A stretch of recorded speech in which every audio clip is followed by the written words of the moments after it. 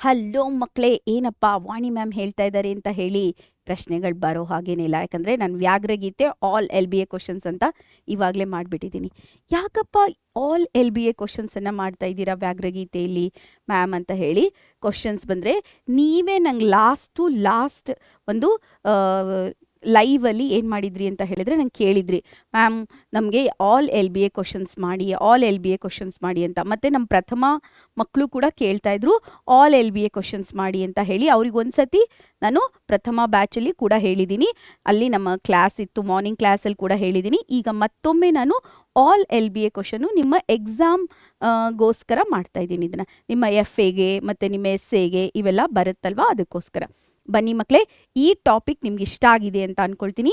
ಇಷ್ಟ ಆದರೆ ಮರೀದೆ ಈ ಟಾಪಿಕನ್ನು ಲೈಕ್ ಮಾಡಿ. ಹಾಗೆಯೇ ಇವತ್ತಿನ ತರಗತಿಯನ್ನು ಚೆನ್ನಾಗಿ ನೋಡ್ಕೊಳ್ಳಿ. ನೀವು ಇವನ್ನೆಲ್ಲ ಪ್ರಾಕ್ಟೀಸ್ ಮಾಡಿ ನಿಮ್ಮ ಎಕ್ಸಾಮಲ್ಲಿ ಬರೆಯೋದಕ್ಕೆ ಟ್ರೈ ಮಾಡಿ ಮಕ್ಕಳೇ. ಬನ್ನಿ ಇವತ್ತಿನ ತರಗತಿಯನ್ನು ಶುರು ಮಾಡೋಣ. ಏನಪ್ಪ ಅಂದರೆ ಇದರಲ್ಲಿ 1 ಅಂಕದ ಪ್ರಶ್ನೆಗಳು ಬರುತ್ತೆ. ನಿಮಗೆ ಈಗಾಗಲೇ ಗೊತ್ತಿದೆ 1 ಅಂಕದ ಪ್ರಶ್ನೆಗಳು. ನಾನು ಎಲ್ಲ ಕ್ವಶನ್ಸ್ಗಳನ್ನ ಎಲ್ಲ ಕ್ವಶನ್ 1 ಅಂಕದ ಪ್ರಶ್ನೆ, 2 ಅಂಕದ ಪ್ರಶ್ನೆ, ಆಮೇಲೆ 5 ಅಂಕದ ಪ್ರಶ್ನೆ, 3 ಅಂಕದ ಪ್ರಶ್ನೆ ಎಲ್ಲ ಮಾಡಿದ್ದೀನಿ. 5 ಅಂಕದ ಪ್ರಶ್ನೆ ಇರುತ್ತಾ? ಇಲ್ಲ ತಾನೇ. ಜಸ್ಟ್ ನಾನು ನೀವು ಹೆಂಗಿದ್ದೀರಾ, ನೀವು ಎಚ್ಚರವಾಗಿದ್ದೀರಾ ಅಂತ ಕೇಳಕ್ಕೆ ಮಾಡಿದೆ. ಇಲ್ಲ, ನಮಗಿರೋದು 1, 2, 3 ಆ್ಯಂಡ್ 4 ಮಾರ್ಕರ್. ಲಾಸ್ಟ್ ಇರೋದೇ ನಮ್ಮ 4 ಮಾರ್ಕರು. ಯಾಕಂದರೆ ಗದ್ಯ ಭಾಗದಲ್ಲಿ ಯಾವುದೇ 5 ಮಾರ್ಕರ್ ಬರಲ್ಲ. ನಮಗೆ ಪ್ರಬಂಧ ಪತ್ರಲೇಖನ ಮಾತ್ರ 5 ಮಾರ್ಕರ್ ಕ್ವಶನ್ ಅಲ್ವಾ? ಓಕೆ, ಇಲ್ಲಿ ನೋಡಿ, ಭಗವದ್ಗೀತೆಯನ್ನು ರಚಿಸಿದವ್ರು ಯಾರು ಅಂತ ಹೇಳಿದ್ರೆ ವೇದವ್ಯಾಸರು. Okay, first question. ಸೆಕೆಂಡ್ ಯಾವುದಪ್ಪ ಅಂತ ಹೇಳಿದ್ರೆ ಹುಲಿಗೆ ಪರಮಾನಂದವಾಗಲು. ಇದಂತೂ ಮಕ್ಕಳೇ ತುಂಬ ಇದಕ್ಕೆ ಸ್ಟಾರ್ ಹಾಕಿಟ್ಕೊಳ್ಳಿ, ಇದನ್ನು ಎಷ್ಟೊಂದು ಸತಿ ಕೇಳಿಬಿಟ್ಟಿದ್ದಾರೆ. ಇಲ್ಲಿ ಶಾನುಭೋಗರ ದುಂಡು ದುಂಡಾದ ಶರೀರವನ್ನು ನೋಡಿ ಹುಲಿಗೆ ಪರಮಾನಂದವಾಯಿತು ಅಂತ ಹೇಳಿದರೆ ಆಯಿತು ಮಕ್ಕಳೇ. ನೆಕ್ಸ್ಟ್ ಕ್ವಶನ್ ನೋಡಿ, ಇಲ್ಲಿ ಶಾನುಭೋಗರಿಗೆ ತಲೆ ಸುತ್ತಲು ಕಾರಣವೇನಾಯಿತು ಅಂತಂದರೆ, ಅವರು ಏನು ಮಾಡಿದ್ರು, ಮುಖದರ್ಶನ, ತಮಗೆ ಹುಲಿಗೆ ತಮ್ಮ ಮುಖ ದರ್ಶನ ಆಗದಂತೆ ಅವರು ತಪ್ಪಿಸಿಕೊಳ್ಳುವ ದೊಂಬರಾಟದಲ್ಲಿ ಕುಲಾಲು ಚಕ್ರದಂತೆ ತಿರುಗಿದ್ದರಿಂದ ಶಾನುಭೋಗರಿಗೆ ತಲೆ ಸುತ್ತಲಾರಂಭಿಸಿತು. ನಿಮ್ಗೆ ಈಗಾಗಲೇ ಗೊತ್ತಿದೆ ಕುಲಾಲು ಚಕ್ರ ಅಂದರೆ ಏನಂತ ಹೇಳಿದ್ದೀನಿ. ಕುಂಬಾರ ಮಡಿಕೆ ಮಾಡ್ಬೇಕಾದ್ರೆ ಒಂದು ಚಕ್ರವನ್ನು ಬಳಸ್ತಾನಲ್ಲ, ಅದು ಕುಲಾಲು ಚಕ್ರ ಅಂತ ಹೇಳ್ತಾರೆ. ಶಾನುಭೋಗರ ಬ್ರಹ್ಮಾಸ್ತ್ರ ಯಾವುದಪ್ಪ ಅಂದರೆ ಕೀರ್ತಿ ಪುಸ್ತಕ. Okay, next one. ಹಸಿದು ಮಲಗಿದ್ದ ಹುಲಿ ಏನೆಂದು ಯೋಚಿಸಿತು ಅಂದರೆ ವಿಧಿ ಆಹಾರಕ್ಕೆ ಏನನ್ನು ಒದಗಿಸುವುದೋ ಅಂತ ಹೇಳಿ ಯೋಚಿಸಿತು. Next one. ಶಾನುಭೋಗರ ರಾಜಭಕ್ತಿಯ ಲಾಂಛನ ಕೀರ್ತಿ ಪುಸ್ತಕ. ಓಕೆನಾ. Next one. ಶಾನುಭೋಗರನ್ನು ಮೂರ್ಛೆಯಿಂದ ಎಚ್ಚರಿಸಿದವರು ಯಾರು ಅಂದರೆ ಅಲ್ಲಿ ಚಿಕ್ಕನಾಯಕನಹಳ್ಳಿಗೆ ತೆಂಗಿನಕಾಯಿ ತೆಗೆದುಕೊಂಡು ಹೋಗುತ್ತಿದ್ದ ರೈತರು. Next one. ಶಾನುಭೋಗರು ತಮ್ಮ ಹಳ್ಳಿಯನ್ನು ತಲುಪಬೇಕಾದರೆ ಯಾವ ಕಣಿವೆಯನ್ನು ದಾಟಬೇಕಿತ್ತು? ಮದಲಿಂಗನ ಕಣಿವೆಯನ್ನು ದಾಟಿ ಹೋಗಬೇಕಿತ್ತು ಅವರು. ಓಕೆ, ಶಾನುಭೋಗರು ಚಿಕ್ಕನಾಯಕನಹಳ್ಳಿಗೆ ಏಕೆ ಹೋಗಿದ್ರು ಅಂದರೆ ಇರಸಾಲಿ ಅಂತ ಹೇಳಿದ್ರೆ ಕಂದಾಯವನ್ನು ಕಲೆಕ್ಟ್ ಮಾಡಿ ತುಂಬುವಂಥ ಪ್ರೊಸೆಸ್ಸನ್ನು ನಾವು ಇರಸಾಲಿ ಅಂತ ಹೇಳಿ ಕರಿತೀವಿ ಮಕ್ಕಳೇ. ಇದರಲ್ಲಿ ಇನ್ನೊಂದು ಮಸಿ ಕಾಣಿಕೆ ಅಂತ ಕೂಡ ಇರುತ್ತೆ. ಅವರಲ್ಲಿ ಬರಿತಾ ಇರಬೇಕಾದ್ರೆ ಅವ್ರಿಗೊಂದು ರೆಮ್ಯುನರೇಷನ್ ಅಂತ ಕೊಡ್ತಾರೆ, ಅವರು ಅದಕ್ಕೆ ಮಸಿ ಕಾಣಿಕೆ ಅಂತ ಹೇಳ್ತಾರೆ. ಇಲ್ಲಿ ನೋಡಿ, ಮದಲಿಂಗನ ಕಣಿವೆಯಲ್ಲಿ ಬರುವಾಗ ಶಾನುಭೋಗರು ಯೋಚಿಸಿದ ಮಾತುಗಳು. ಅವ್ರೇನು ಹೇಳಿದ್ರು, ನಾನು ಬೇಗ ಹೆಜ್ಜೆ ಹಾಕೊಂಡ್ರೆ ಬೆಳ್ದಿಂಗಳ ರಾತ್ರಿ ಇದೆ, ನಾನು ಏನು ಮಾಡ್ಬೋದು ಅಂತಾರೆ, ಊಟದೊತ್ತಿಗೆ ನನ್ನ ಮನೆಯನ್ನು ತಲುಪ್ಬೋದು ಅಂತ ಹೇಳಿ ಯೋಚನೆ ಮಾಡಿದ್ರಲ್ಲ, ಆ ವಿಷಯವನ್ನು ಇಲ್ಲಿ ಬರಿಬೇಕು ಮಕ್ಕಳೇ. ನೆಕ್ಸ್ಟ್. ಹುಲಿಯು ಹಿಂದಿನಿಂದ ಹಾರಿಕೊಳ್ಳದಿರಲು. ಇಲ್ಲಿ ಏನು ಬರೀಬೇಕು? 3 ಇನ್ಸಿಡೆಂಟನ್ನು ಬರೀಬೇಕು. ಫಸ್ಟ್ ಒನ್ ಏನು ಗೊತ್ತಾ?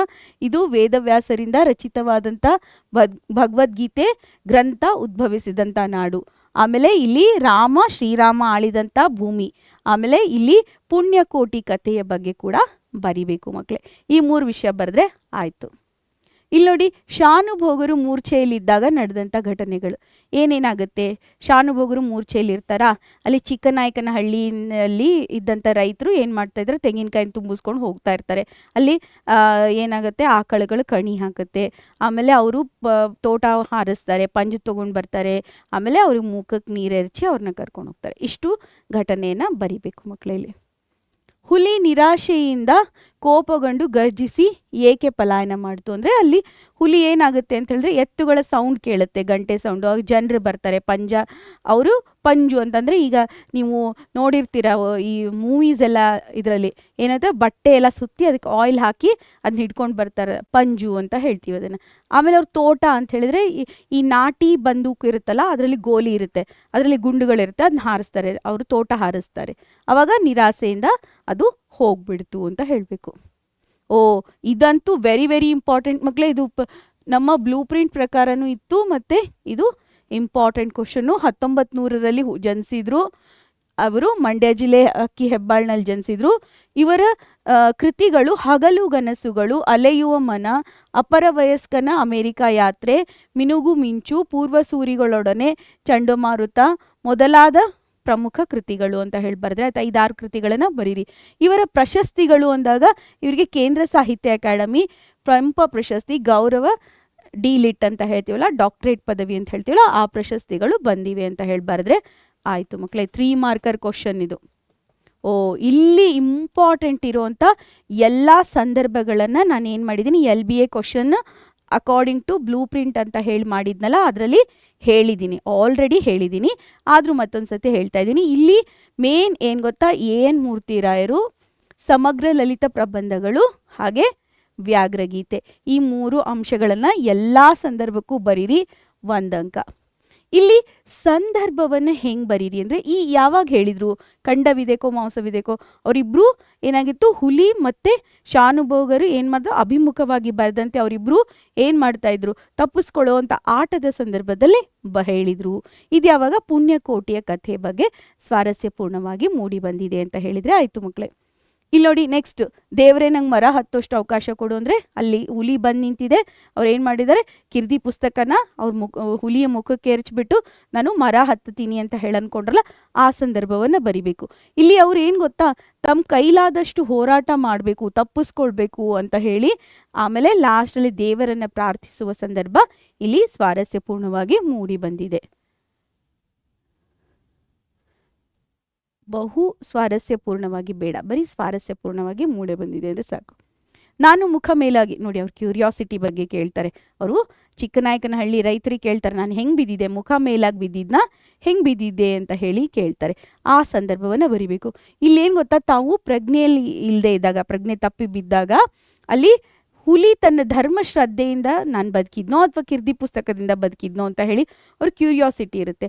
ಅದು ಇಲ್ಲಿ ಸ್ವಾರಸ್ಯಪೂರ್ಣವಾಗಿ ಮೂಡಿ ಬಂದಿದೆ ಅಂತ ಬರೆದ್ರೆ ಆಯಿತು. ಈಗ ಹುಲಿ ಎಷ್ಟು ಹಸಿದಿರಬೇಕು, ಅವ್ರು ಊಟ ಮಾಡ್ತಾ ಇರ್ತಾರೆ, ಮನೆಗೆ ಹೋಗಿ ರಸಗವಳವನ್ನು ತುಂಬ ಚೆನ್ನಾಗಿರೋ ಊಟ ಮಾಡ್ತಾ ಇರೋ ಸಂದರ್ಭದಲ್ಲಿ ಹುಲಿ ಎಷ್ಟು ಹಸಿದಿರ್ಬೋದು ಅಂತ ಹೇಳಿ ಅವರ ಮುಖ ಅರವಿಂದ, ಮುಖ ಅಂತಂದರೆ ಅವರಿಗೆ ಏನಾಗುತ್ತೆ, ಅವರ ಮುಖದಲ್ಲಿ ಒಂದು ನಗು ಬರುತ್ತೆ.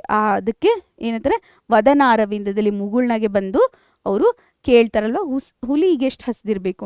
ಇಲ್ಲಿ ಏನು ಅನಿಸುತ್ತೆ ಅಂತ ಹೇಳಿದ್ರೆ, ಹುಲಿಯ ಹಸಿವಿನಿಂದ ಬಳಲುತ್ತಿರುವುದನ್ನು ಅವ್ರು ನೆನೆಸ್ಕೊಳ್ತಾರೆ ಅನ್ನೋದು ಇಲ್ಲಿ ಸ್ವಾರಸ್ಯಪೂರ್ಣವಾಗಿ ಮೂಡಿ ಬಂದಿದೆ. ಓಕೆ, ನೆಕ್ಸ್ಟ್ ಒನ್, ಮಡಿಯಬೇಕಾದ್ರೆ ಮಡಿಯುತ್ತೇನೆ ಅಂದರೆ ನಾನು ಸಾಯಬೇಕು ಅಂದರೆ ಸತ್ತೇ ಸಾಯ್ತೀನಿ ಅಂತ ಹೇಳಿ ಅವ್ರು ತಮ್ಮ ಪ್ರಯತ್ನವನ್ನು ಮಾಡ್ತಾರಲ್ಲ, ಆ ಸಂದರ್ಭವನ್ನು ಇಲ್ಲಿ ಬರಿಬೇಕು. ಮತ್ತು ಅವರು ಕೊನೆಯವರೆಗೂ ತಮ್ಮ ಪ್ರಯತ್ನವನ್ನು ಮಾಡಿದರು ಅನ್ನೋದು ಇಲ್ಲಿ ಸ್ವಾರಸ್ಯಪೂರ್ಣವಾಗಿ ಮೂಡಿ ಬಂದಿದೆ ಅಂತ ಹೇಳಿ ಬರೆದ್ರೆ ಆಯಿತು ಮಕ್ಕಳೇ. 8-10ಕ್ಕೆ ಈ ಪಾಠದಲ್ಲಿ 98% ಬಂದಿಲ್ಲ ಮಕ್ಕಳೇ, ಯಾವ ವರ್ಷವೂ ಬಂದಿಲ್ಲ. ಆದರೆ ಏನು ಗೊತ್ತಾ, ನಿಮಗೆ ಈ ಒಂದು ಕಥೆಯ ಸಾರಾಂಶ ಗೊತ್ತಿದ್ರೆ ನೀವು ಯಾವುದು 8-10ಕ್ಕೆ ಬರಿಬೋದು. ಇಲ್ಲಿ ನೋಡಿ, ಮೂರ್ತಿರಾಯರ ದೃಷ್ಟಿಯಲ್ಲಿ ಹುಲಿಯು ಬೇಟೆಯಾಡುವ ಬಗೆಯನ್ನು ವಿವರಿಸಿ ಅಂತಂದರೆ, ಆ ಬೇಟೆ ಆಡಬೇಕಾದ್ರೆ ಹಿಂದೆ ಬರುತ್ತೋ ಮುಂದೆ ಬರುತ್ತೋ, ಅದು ಅಭಿಮುಖವಾಗಿ ಬಂದಾಗ ಅದು ಹೇಗೆ ಅವರನ್ನು ತಪ್ಪಿಸ್ಕೊಳ್ಳುತ್ತೆ, ಇವರು ಏನೇನನ್ನು ನೆನಪಿಸ್ಕೊಳ್ತಾರೆ, ಕವಿ ಸಮಯವನ್ನು ಹೇಳ್ತಾರೆ, ಆ ಹುಲಿಯ ಬಗ್ಗೆ ಹೇಳ್ತಾರೆ, ಹುಲಿಯ ಧರ್ಮಶ್ರದ್ಧೆ ಬಗ್ಗೆ ಹೇಳ್ತಾರೆ, ಆ ಎಲ್ಲ ವಿಷಯಗಳನ್ನು ಇಲ್ಲಿ ಬರಿಬೇಕು ಮಕ್ಕಳೇ. ಸರಿನಾ? ಓಕೆ. ನೆಕ್ಸ್ಟು, ಶಾನುಭೋಗರು ಬದುಕುಳಿದಿದ್ದು ಯಾವುದರಿಂದ, ಧರ್ಮಶ್ರದ್ಧೆಯಿಂದ, ಹುಲಿಯ ಧರ್ಮಶ್ರದ್ಧೆಯಿಂದನೋ ಅಥವಾ ಅವರು ಕಿರ್ದಿ ಪುಸ್ತಕದಿಂದನಾ ಎಂಬುದನ್ನು ಸಮರ್ಥಿಸಿ ಅಂತ ಹೇಳ್ತಾರೆ. ಅಂದರೆ ಅದ್ರ ಬಗ್ಗೆ ಬರಿತಾ ಹೋಗ್ಬೇಕು. ನೀವು ಏನು ಮಾಡಬೇಕು, ಯಾಕೆ ಉಳಿದ್ರು, ಯಾವ ಧರ್ಮಶ್ರದ್ಧೆಯಿಂದ ಉಳಿದ್ರು, ಅವ್ರು ಏನು ಮಾಡಿದರು ಅಂತ ಹೇಳಿ ಆ ವಿಷಯವನ್ನೇ ಇಲ್ಲಿ ಬರೆದ್ರೆ ಆಯಿತು ಮಕ್ಕಳೇ. ಇದೇನು ತುಂಬ ಜಾಸ್ತಿ ಇದಿಲ್ಲ, ಮತ್ತು ಈ ಕ್ವಶನ್ಸು ತುಂಬ ರೇರ್ ಅಂದರೆ ರೇರ್, 99.9% ಬಂದಿಲ್ಲ ಮಕ್ಕಳೇ. ಓಕೆ, ಹಾಗಿದ್ರೆ ನಾನು ಈ ವ್ಯಾಘ್ರಗೀತೆಯ ಎಲ್ಲ LBA ಕ್ವಶನನ್ನು ನಿಮ್ಮ ಜೊತೆ ಡಿಸ್ಕಸ್ ಮಾಡಿದ್ದೀನಿ. ಇವುಗಳನ್ನು ಏನು ಮಾಡಿ ಗೊತ್ತಾ, ಇವುಗಳನ್ನು ಬರೆದು ಪ್ರಾಕ್ಟೀಸ್ ಮಾಡಿ ಓದಿ ಎಲ್ಲ ಮಾಡಿಟ್ಕೊಳ್ಳಿ. ಇದು ನಿಮ್ಮ FA 1ಗೂ ಬರುತ್ತೆ, SA 1ಗೂ ಇಂಪಾರ್ಟೆಂಟು. ಹಾಗಾಗಿ ನಾನೇನು ಹೇಳ್ತಾ ಇದ್ದೀನಿ ಅಂತ ಹೇಳಿದರೆ, ಯಾವ ಕ್ವಶನನ್ನು ಬ್ಲೂ ಪ್ರಿಂಟಲ್ಲಿತ್ತು ಬ್ಲೂ ಪ್ರಿಂಟ್ ಇಲ್ಲ ಅಂತ ಹೇಳಿ ಬಿಡಬೇಡಿ. ಯಾಕಂದರೆ ಬ್ಲೂ ಪ್ರಿಂಟು SA 1ಗೆ ಅಪ್ಲೈ ಆಗಲ್ಲ. ಬ್ಲೂ ಪ್ರಿಂಟು ಆ್ಯನ್ಯುವಲ್ ಎಕ್ಸಾಮಿಗೆ ಅಂದರೆ ಫೈನಲ್ ಎಕ್ಸಾಮ್ಗೆ, ಬೋರ್ಡ್ ಎಕ್ಸಾಮಿಗೆ ಮಾತ್ರನೇ ಅಪ್ಲೈ ಆಗೋದು. ಅದಕ್ಕೋಸ್ಕರ ಮರೀದೆ ಎಲ್ಲ ಕ್ವಶನ್ಸನ್ನು ಮಾಡಿಟ್ಕೊಳ್ಳಿ. ಈ ವಿಡಿಯೋ ಲೈಕ್ ಆಯಿತಾ ಮಕ್ಕಳೇ, ಇಷ್ಟ ಆಯಿತಾ ನಿಮಗೆ? ಹಾಗಾದರೆ ಮರೀದೆ ನಮ್ಮ ಪರೀಕ್ಷೆ ಚಾನಲನ್ನು ಸಬ್ಸ್ಕ್ರೈಬ್ ಮಾಡಿ. ನಾನು ನಿಮ್ಮ ಕನ್ನಡ ಶಿಕ್ಷಕಿ ವಾಣಿ ಕುಲಕರ್ಣಿ, ನನ್ನ ಜೊತೆ ಸ್ಟೇ ಟ್ಯೂನ್ ಆಗಿರಿ.